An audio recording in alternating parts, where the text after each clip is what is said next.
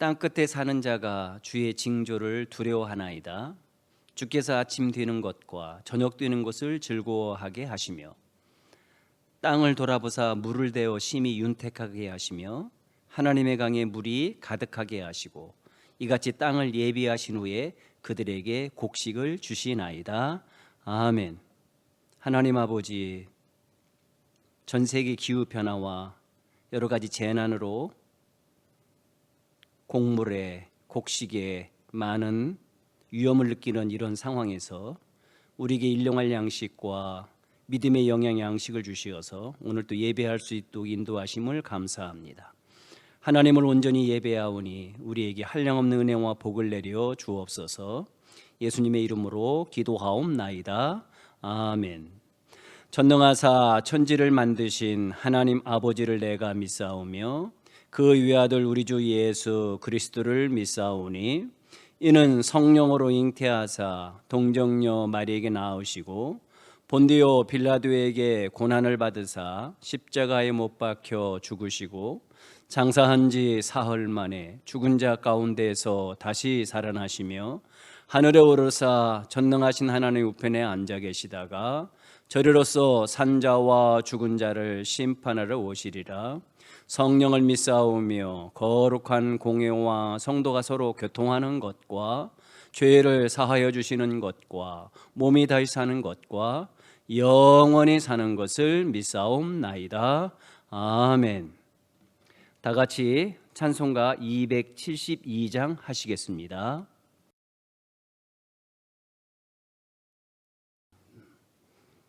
오늘 우리에게 주신 하나님 말씀은 욥기서 16장 11절에서 22절까지입니다. 제가 가지고 있는 성경은 구약성경 776페이지 정도 되니까 참고하시기 바랍니다. 욥기서 16장 11절에서 22절 말씀을 보시겠습니다. 하나님이 나를 악인에게 넘기시며 행악자의 손에 던지셨구나. 내가 평안하더니 그가 나를 꺾으시며 내 목을 잡아 나를 부서뜨리시며 나를 세워 관역을 삼으시고 그의 화살들이 사방에서 날아와 사정없이 나를 쏘므로 그는 내 콩팥들을 꿰뚫고 그는 내 쓸개가 땅에 흘러나오게 하시는구나. 그가 나를 치고 다시 치며 용사같이 내게 달려드시니 내가 굵은 배를 꿰매어 내 피부에 덮고 내 뿔을 티끌에 더럽혔구나. 내 얼굴은 울음으로 붉었고 내 눈꺼풀에는 죽음의 그늘이 있구나. 그러나 내 손에는 포학이 있고 나의 기도는 정결하니라. 땅아 내 피를 가르지 말라. 나의 부르짖음이 쉴 자리를 잡지 못하게 하라. 지금 나의 증인이 하늘에 계시고 나의 중보자가 높은 데에 계시니라. 나의 친구는 나를 조롱하고 내 눈은 하나님을 향하여 눈물을 흘리니 사람과 하나님 사이에와 인자와 그 이웃 사이에 중재하시기를 원하노니 수년이 지나면 나는 돌아오지 못할 길로 갈 것임이니라. 아멘. 광고는 주보를 참고하시기 바랍니다. 사랑하는 성도 여러분, 주 안에서 반갑습니다. 제가 코로나 확진으로 인해서 지금 격리 상태라서 이렇게 방송으로 녹화를 해서 여러분을 만나 뵙게 되었습니다. 그럴지라도 여러분에게는 오늘 하나님 말씀이 여러분의 능력과 지혜와 소망의 말씀이 되기를 주님의 이름으로 축원합니다. 여러분, 수능 시험에서 답이 2개가 나오면 수많은 수험생들은 혼란스러워합니다. 왜냐하면 문제 하나를 맞히고 안 맞히고로 인해서 그들의 학교 선택이 결정되기 때문에 정답이 2개 나왔다. 그럼 많은 학생들은 당황스러워하고 그래서 결국에는 정부에서는 출제자를 문책을 하게 됩니다. 우리는 공식이라든가 문제풀이를 하면서 자라온 우리들이기 때문에 우리 생각 속에 항상 정답은 하나만 있다고 생각하는 경향이 있습니다. 그러나 이 세상의 삶에는 정답이 2개, 아니 그 이상의 답이 되는 경우가 굉장히 많습니다. 그래서 사람들이 다 내가 답이라고 생각하다 보니까 의견이 맞지 않고 또 다툼이 일어나고 갈등이 생기고 이러는 것입니다. 왜? 다 내가 정답 같으니까. 자, 이런 모든 걸 제하고 이 세상은 나름대로 성공과 실패라는 어떤 정답 같은 기준을 제시를 합니다. 그런데 세상이 제시하는 이렇게 하는 것은 성공이고 이렇게 했을 때는 실패다라는 정답 같은 세상의 기준은 우리 믿는 자들에게는 맞지 않을 때가 많습니다. 하나님은 초신자에게 처음에는 복을 주시고 또 성공하도록 도와주십니다. 그렇지만 초신자가 이제 성장하여 믿음이 자라면 어느 때가 되면 이 성도가 실패할지라도 하나님은 침묵하고 도움을 주지 않고 마치 무관심한 것처럼 보일 때가 있습니다. 그 이유는 하나님은 성공과 축복보다 속사람의 변화를 중요하게 여기기 때문에 그렇습니다.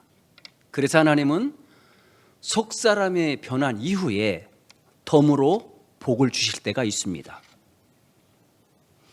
욥과 친구들 사이에는 큰 차이가 있었습니다. 그것은 바로 고난에 대한 생각의 차이, 이 견해의 차이 때문에 그렇습니다.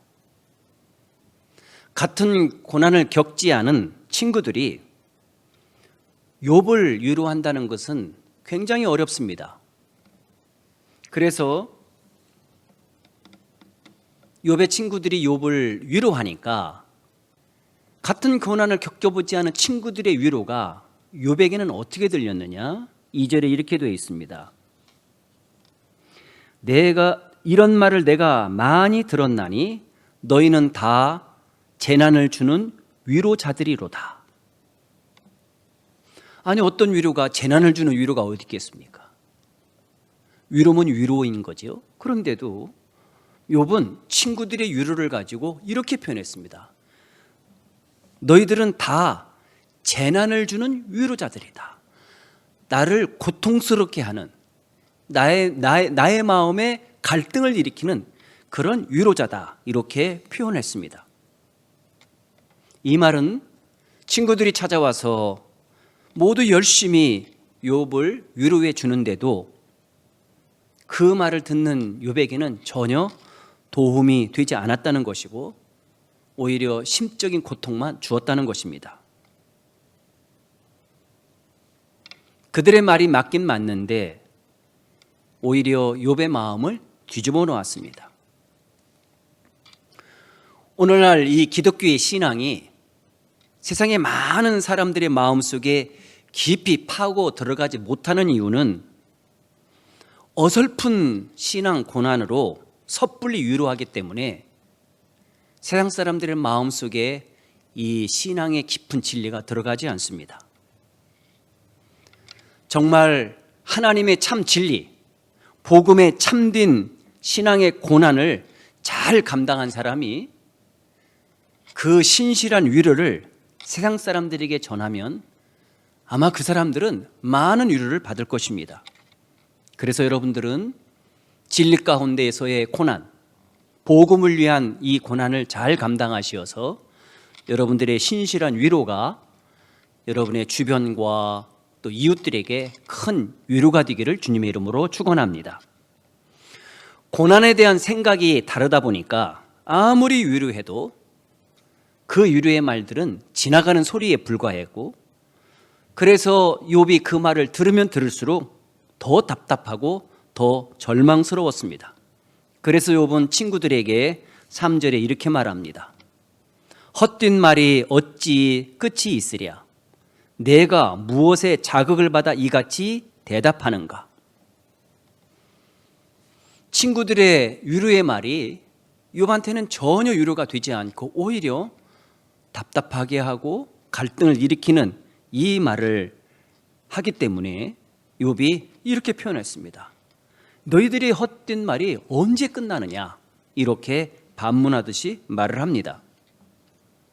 여기서 헛된 말이라고 하는 것은 이렇게 설명할 수 있습니다. 너희가 고난의 진가를 아느냐? 너희가 고난의 맛을 보았느냐? 이렇게 반문한다고 이해하면 될 것 같습니다. 고난을 겪지 않은 너희가 많은 말로 위로를 해도 오히려 나에게는 답답할 뿐이다, 이렇게 말하고 있습니다. 그러면 왜 이 친구들의 위로가 오히려 욥한테는 위로가 아니라 재난을 주는 위로, 심적 고통을 주고 오히려 괴로움을 주는 위로가 됐을까? 물론 단적으로 표현하면 친구들이 욥과 같은 똑같은 고난을 겪지 않았기 때문에 그럴 수도 있겠지만, 친구들이 욥과 같은 그러한 고난을 당하지 않았기 때문에 이들이 욥을 바라보는 고난에 대한 기준이 과연 어디 있느냐를 한번 살펴볼 필요가 있습니다. 사실 친구들은 욥과 같은 고난을 당하지 않았기 때문에 이들이 욥의 고난을 바라보는 판단 기준은 고난을 통해서 겪은 깊은 신앙의 기준이 아니라 그냥 세상에서 흔히 볼 수 있는, 세상에서 흔히 말하는 이렇게 하면 성공이고 이렇게 하면 실수야, 실패야, 이렇게 말할 수 있는 어떤 기준을 가지고 말을 했다는 것입니다. 성경은 우리에게 분명히 말해줍니다. 세상의 기준으로 하나님의 백성의 고난을 평가해서는 안 된다. 이것이 성경이 우리에게 안내하는 글입니다. 저나 여러분이나 고난을 당하거나 누가 고난을 당하고 있으면 세상 기준으로 주의 백성들의 고난을 평가를 하지 마시기 바랍니다. 만약 그런 식으로 세상의 기준과 세상에 흔히 있는, 세상이 말하는 성공과 실패라는 이런 기준을 가지고 하나님 백성의 고난을 말하다 보면 어떤 결과가 오느냐? 그건 선입견이나 편견으로 가기 쉽습니다. 예수님께서 가장 경계하신 부분 중에 하나가 편견과 선입견입니다. 편견과 선입견, 간단합니다. 편견이라는 건 핵심이 틀렸다예요. 그리고 틀리다는 고정관념으로 보는 게 편견입니다.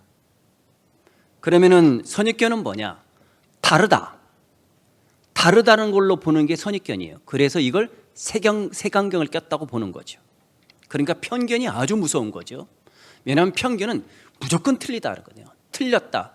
고정관념으로 저 사람은 틀렸어, 저 사람의 신앙은 틀렸어, 이런 식으로 보는 겁니다. 이게 편견이에요. 유대인들이 많이 했습니다. 그 편견을 가지고 저들의 신앙은 틀렸다, 이렇게 많이 했습니다. 아주 무서운 것입니다. 그런데 교회 안에는 편견보다는 선입견이 많습니다. 나와 다르다는 거죠. 나와 신앙 스타일이 다르다, 나하고 기도하는 스타일이 다르다, 봉사하는 스타일이 다르다, 나와 다르다, 일종의 색안경이 되는 거죠.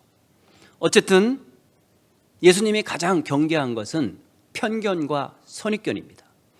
그런데 교회 안에서도 이러한 선입견이 많습니다.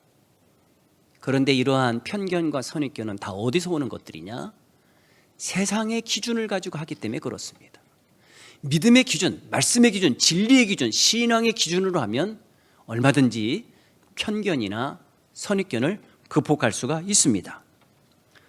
바로 이러한 선입견이라는 이 측면을 욥이 이렇게 언급합니다. 4절에 보면 이렇게 말합니다.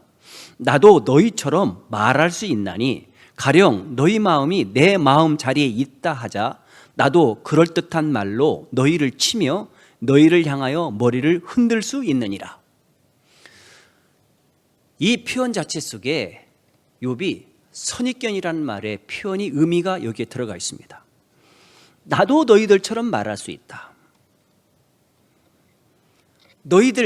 친구들인 너희들이 나와 같은 고난을 겪고 있다면, 나와 같은 고난을 당한 처지에 있다면 나도 선입견으로 너희들의 잘못을 지적하고 책망할 수 있다. 너희들처럼. 바로 그런 표현입니다. 지금 욥의 친구들은 욥의 고난에 대해서 하나님의 진리와 신앙에 깊이 있는 신앙 기준을 가지고 욥의 고난을 설명하려고 하는 것이 아니라, 그들은 경험하지 못했고 그런 욥과 같은 똑같은 고난을 겪지 않았던 친구들이기 때문에 보지도 못한, 듣지도 못한, 그래서 결국 이들이 말할 수 있는 기준이라는 것은, 볼 수 있는 기준은 세상에서 보는 것들이에요. 이렇게 되면 성공한 것이고 이렇게 되면 실패한 것이다. 이런 기준에다가 자기들이 갖고 있는 믿음을, 신앙 지식을 섞어서 욥에게 말을 하니까 욥이 여기에 대해서 반론하기를 그렇게 말했던 것입니다. 4절에 나도 너희처럼 말할 수 있다. 나도 너희들이 나를 그렇게 세상의 선입견을 가지고 보고 나의 고난을 판단하는 것처럼 나도 그러한 선입견을 가지고 너희들에게 똑같은 말을 할 수 있다. 너희들의 잘못을 지적할 수 있고 너희들을 책망할 수 있다. 그런데 나는 답을 알고 있기 때문에 너희들처럼 재난을 주는, 고통을 주는, 갈등을 일으키는 위로자가 아니다. 지금 이렇게 말하는 것입니다. 다시 말하면 욥은 이렇게 말한 것입니다. 내 고난은 하나님의 손에 의해 망하는 것이 아니라 하나님의 손에 의해 다듬어지고 있다. 하나님이 치셨으니 하나님이 치료해 주실 것이다. 이것이 바로 욥이 알고 있는 정답입니다. 욥이 자기 고난에 대한 정답이 바로 이거입니다. 하나님이 나를 치셨으니 하나님이 나를 고쳐 주실 것이다. 바로 이것이 욥이 알고 있는 정답이다 보니까 이 정답, 하나님 말씀의 신앙의 기준을 갖고 있기 때문에 나는 너희들처럼 그러한 선입견을 가지고 내 상황을, 내 고난을 이렇게 함부로 말하지 않는다. 나는 답을 알고 있기 때문에 이렇게 표현한 것입니다. 우리는 흔히 답을 알고 있으면 하나님이 주는 연단은 쉬울 거라고 생각합니다. 사실 그렇죠. 저도 어려움을 닥치고 문제가 있으면 하나님이 주는 연단이라고 생각합니다. 그러면 제 생각 속에, 머릿속에 이미 정답이 나와 있습니다. 그렇다고 해서 이 정답을 알고 있다고 해서 하나님이 주는 연단이 짧으냐, 짧게 지나가느냐, 전혀 그렇지 않습니다. 우리가 생각하는 것처럼 하나님 주 연단은 짧게 지나가는 것이 아닙니다. 어쩌면 우리 안에 있는 교만과 거짓이 다 빠져나갈 때까지 계속될 수도 있습니다. 그래서 고난이 깊은 만큼 믿음은 깊어지는 것입니다. 욥은 이미 자신의 고난에 대한 답을 알고 있습니다. 하지만 답을 알고 있다고 해서 이 고난이 짧은 게 아니다 보니까, 그리고 너무나 힘들다 보니까 욥이 자기 고난을 이 세 가지 과정으로 설명하랍니다. 그것을 7절부터 9절에 세 가지 과정으로 묘사를 하는데, 첫 번째는 7절부터 9절인데 자기가 당하는 고난, 하나님의 연단을 고문으로, 마치 고문 당하는 것처럼 표현합니다. 7절에 8절에 보면 이렇게 말합니다. 이제 주께서 나를 피로하게 하시고 나의 온 집안을 패망하게 하셨나이다. 주께서 나를 시들게 하셨으니 이는 나를 향하여 증거를 삼으심이니라. 나의 파리한 모습이 일어나서 대면하여 내 앞에 증언하리이다. 그는 진노하사 나를 찢고 적대시 하시며 나를 향하여 이를 갈고 원수가 되어 날카로운 눈초리로 나를 보시고. 이 7절에 8절에 보면 하나님으로부터 받는 연단, 곧 자기 고난에 대해서 세 가지 표현 중에 첫 번째 표현은 마치 고난당하는, 고문당하는 것처럼 말을 합니다. 이 표현을 통해서 보여주는 하나님은 욥에게는 사랑의 하나님이 아니라 고통을 주는 하나님처럼 이렇게 지금 표현하고 있습니다. 사실 평소에 욥은 하나님의 모든 축복은 물질의 복이라고 생각하진 않았습니다. 욥은 많은 물질의 복을 받았습니다. 그런데 그 물질의 많은 복을 다 하나님의 복은 다 물질의 복이다 이렇게 생각하진 않았습니다. 하지만 가끔 욥이 자기의 많은 가축과 많은 재물을 보고 그 속에서 하나님의 사랑을 느꼈던 건 맞습니다. 많은 복을 주시니까 하나님 나 사랑하는구나. 분명히 욥도 이 마음이 있었다는 거죠. 이 물질, 하나님의 모든 복은 다 물질이야 이렇게 생각하진 않았지만 자기의 풍요로운 삶을 보고 자녀들이 누리는 걸 보면서 가끔 하나님이 나를 이렇게 사랑하시는구나 이렇게는 생각했다는 거죠. 그런데 욥이 모든 재물을 다 잃어버리고 나니까 결국 여기 표현해 보면 하나님을 사랑의 하나님이라고 표현하지 않습니다. 9절에 이렇게 말하잖아요. 그는 하나님은 진노하사 나를 찢고 적대시하시며 나를 향하여 이를 갈고 원수가 되어 날카로운 눈초리로 나를 보신다. 이거는 사랑의 하나님의 표현이 아니죠. 마치 고통을 주는 하나님의 표현을 하고 있습니다. 이것이 바로 욥의 고난 속의 갈등이에요.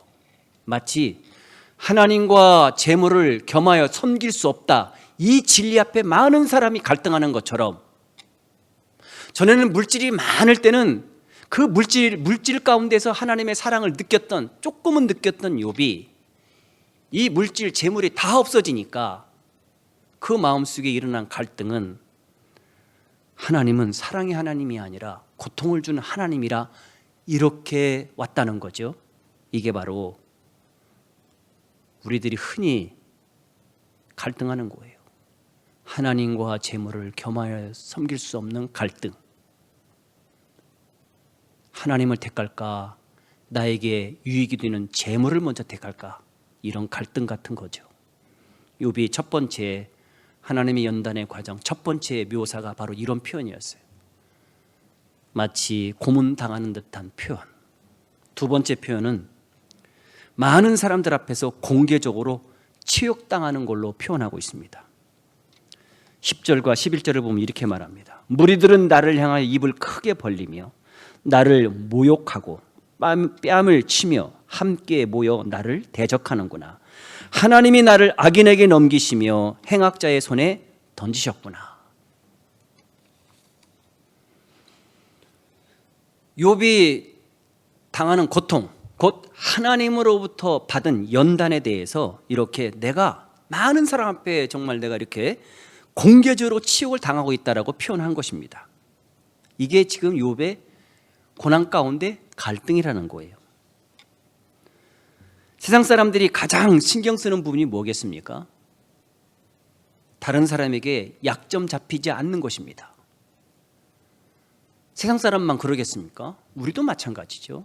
우리가 세상을 살면서 많이 신경 쓰는 부분이 그거예요. 가정에서나 친족간이나 이웃이나 여러 사람들 속에서 우리가 얼마나 신경 쓰는 게 많습니까? 그 중에 하나가 뭔지 아십니까? 혹 내 약점 잡힐까 봐. 왜 그렇죠? 세상에서 약점이 보이면 불리해지니까. 그래서 많은 사람들이 약해 보이지 않으려고 강해 보이려고 애를 쓰는 거예요. 욥이 지금 하나님이 주는 연단을 통해 고통을 당하고 있으니까 욥은 지금 자기가 많은 사람 앞에서 지금 공개적으로 치욕을 당하고 있다. 약점이 잡힌 사람처럼 이렇게 되어 있다라고 지금 표현하고 있습니다. 그런데 복음은 우리에게 중요한 걸 가르쳐 줍니다. 예수께서 제자들을 세상에 보낼 때 마태복음 10장 16절에 보면 이렇게 말씀하십니다. 내가 너희를 양을 이리 가운데 보낸다. 이렇게 표현했습니다. 보라 내가 너희를 보냄이 양을 이리 가운데 보냄과 같도다. 그러므로 너희는 뱀같이 지혜롭고 비둘기같이 순결하라. 주님께서 이 제자들에게 하신 말씀은 우리에게도 동일한 말씀이죠. 하나님은 우리를 세상으로 파송 보냈습니다. 우리를 세상 가운데 힘들고 죄악 가운데 사는 세상에서 힘들고 어렵고 정말로 괴로운 가운데 지친 가운데 살다가 온 우리들을 하나님 말씀과 진리로 그리고 은혜로 우리를 위로하시고 다시 소망을 주시고 확신을 주시는데 우리를 다시 세상으로 또 한 주간을 나가는 것은 어떤 모양이냐? 하나님의 양인 우리가 어디? 이리 가운데 가는 것과 같다라고 생각을 합니다. 왜 이 말씀을 하실까요? 하나님께서는 우리를 세상에 보낼 때 강한 자로 보내는 거 아닙니다. 하나님께서 우리를 세상 가운데로 보낼 때 똑똑하고 힘있고 능력 있는 자로 보내는 것이 아닙니다. 마치 예수께서 제자들을 세상에 보낼 때 양을 이리 가운데 보내는 것처럼, 다시 말하면 우리를 세상 가운데 보낼 때 날카로운 이빨을 가지고 있고 날카로운 발톱을 가지고 있는 똑똑하고 능력 있고 힘으로 권력으로 이렇게 할 수 있는 자로 보내는 게 아닙니다. 하나님 이런 것들을 다 빼버립니다. 교만도 내려놓게 하고 똑똑하다고 생각하는 이런 거 다 내려놓게 하고 나 능력 있다고 하는 잘남도 내려놓게 하고 이 모든 걸 다 내려놓고 세상에 가도록 합니다. 그래서 하나님이 원하는 것은 우리들에게 세상에 대해 싸워 이기려가 아니라 지는 것이 이기는 방법을 우리에게 제시해 주었습니다. 욥이 이렇게 자기가 하나님 연단을 통해 너무나 고난을 당하니까 이 고난 당하는 이걸 두 번째 묘사가 많은 사람들 앞에 공개적으로 치욕을 당하고 있다. 내가 약점 잡힌 것처럼 치욕을 당하고 있다. 이렇게 표현합니다. 그런데 하나님은 예수님 말씀하신 것처럼 여기서 욥이 생각한 것처럼 그렇게 한 게 아니라는 거죠. 욥이나 우리나 하나님의 자녀들을 하나님이 복음을 세상에 보낼 때는 강자로 보내는 게 아닙니다. 똑똑한 자로 보내는 게 아닙니다. 우리를 겸손한 자로, 낮은 자로, 약한 자로 보내셔서 하나님의 능력을 의지하게 하고 하나님의 지혜를 구하게 하고 낮은 가운데 세상에 지라고 하십니다. 그러면 그런 모습으로 우리가 세상에 가면 세상 사람들은 우리를 마음껏 조롱하고 공격은 합니다. 그런데 놀라운 것은 우리를 죽이지는 못합니다. 우리를 없애지는 못합니다. 왜냐하면 하나님의 손이 우리를 지켜주시기 때문입니다. 바로 그것 때문에 그렇습니다. 세 번째로 욥이 하나님의 연단을 세 번째 묘사는 12절부터 14절의 말씀입니다. 12절 14절 읽겠습니다.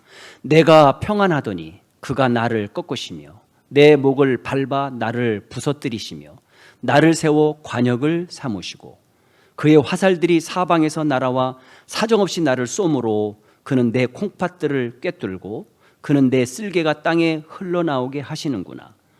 그가 나를 치고 다시 치며 용사같이 내게 달려드시니. 이 표현을 보면은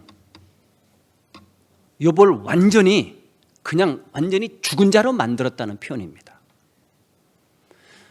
첫 번째 묘사에서는 물질적인 고통, 두 번째 묘사에서는 정신적인 고통, 여기에 멈추지 않고 욥을 완전히 죽게 만들었다. 이렇게 지금 표현하고 있어요. 나를 완전히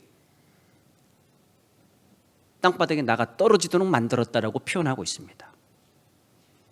그런데 이 세 가지 표현을 깊이 묵상해 보면 예수 그리스도가 이 세 과정을 다 통과를 하셨습니다.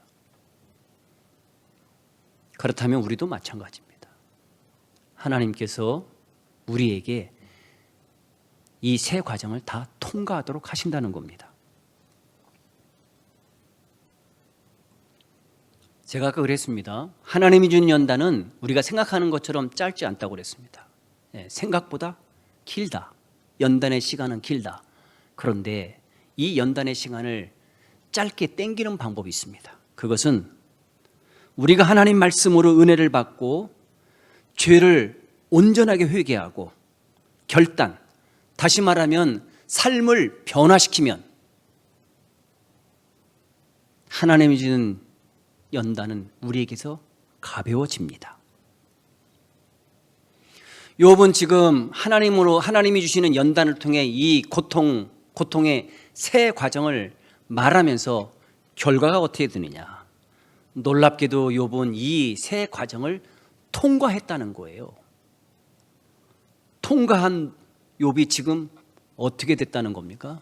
자기는 지금 현재 놀랍게도 담대하게 살아있다고 표현하는 것입니다. 욥이 자기의 이 하나님의 연단을 통해서 받는 이 고난, 이 세 가지 묘사, 이 세 가지 표현을 다 통과한 이후에 욥이 이제 이 고난에 대해서 이렇게 고백을 합니다. 뭐라고 고백하느냐? 16절에 보면 이렇게 말합니다. 내 얼굴은 울음으로 붉었고 내 눈꺼풀에는 죽음의 그늘이 있구나. 물질적 고통, 정신적 고통, 그리고 완전히 하나님께 자기를 완전 땅바닥에 내쳐서 완전히 죽게 만들어버리는 이러한 이 정도까지 완전 밑바닥까지 가게 만드는 이러한 세 번의 과정을 통하여 욥은 살아났는데 그 고난의 과정 속에서 욥이 말하는 한 가지가 있어요. 나는 이 고난 속에 얼마나 많이 울었나 모른다. 나는 너무 많이 울었다. 이렇게 표현합니다. 내 얼굴은 울음으로 붉었고 내 눈꺼풀에는 죽음의 그늘이 있구나. 다시 말하면 고난 속에 흘린 눈물은 욥이 지금까지 살면서 흘린 눈물보다 훨씬 더 많았다. 이 표현입니다. 자기가 지금까지 살면서 흘린 눈물보다 이 고난 가운데 흘린 눈물이 훨씬 더 많았다. 이렇게 말합니다. 그런데 고난 가운데 흘린 이 눈물은 어떠한 열매가 결실이 오느냐? 17절입니다. 그러나 내 손에는 포악이 없고 나의 기도는 정결하니라.